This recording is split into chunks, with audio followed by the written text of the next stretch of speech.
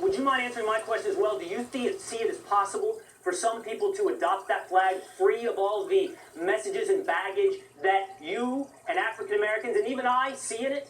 I would say that if you want to say, is that a statement of fact, that some people do that and at least consciously would tell you, they pass a lie detector test telling you, no, it's about regional pride, I would say some of those people exist. Yes. My answer to that would be, once that Confederate battle flag, which was used as a symbol in the fight for slavery during the Civil War, decent people who think this through even a little bit have forfeited the use of that symbol as a symbol of regional pride. Okay, that's straightforward and simple. Well, it is to you, Max. In all due respect, you grew up in New York City, and it's not hard for you to assign only one specific meaning to it.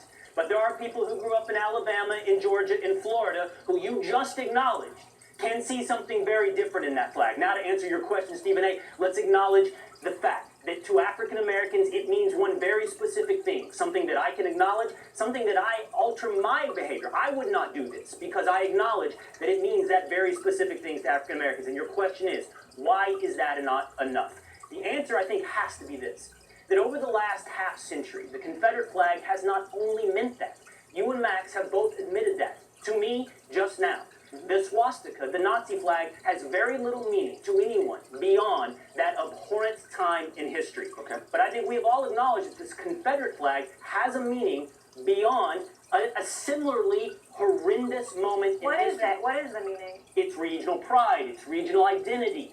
And I could play psychotherapist and try to suggest why. I think the South, I think this is not stretching. The South has some level of insecurity towards the way the North has viewed it. It's viewed as dumb. It's viewed as backwards. That makes people view themselves more insular.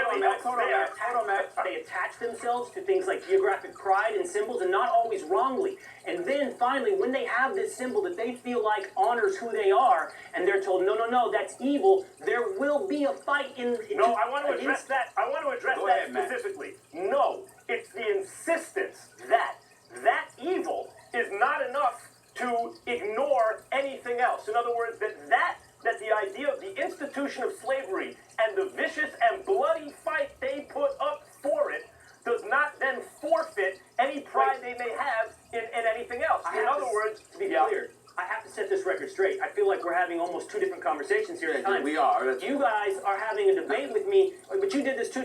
Listen, about whether or not slavery was a mark on our history. No one debates the nature of slavery and the evil that it represents. I'm not saying that. But the point is, the debate it's not the defining is issue over the symbol. The right. debate So is then over it the becomes flag and whether that's all that the flag means. That is what we're debating, because that becomes the defining issue. And if that didn't become the defining issue for somebody, then I have to question their intelligence or their character. That's fine, and you're not wrong. We don't even have to go there. You're not wrong. But let me get back to you.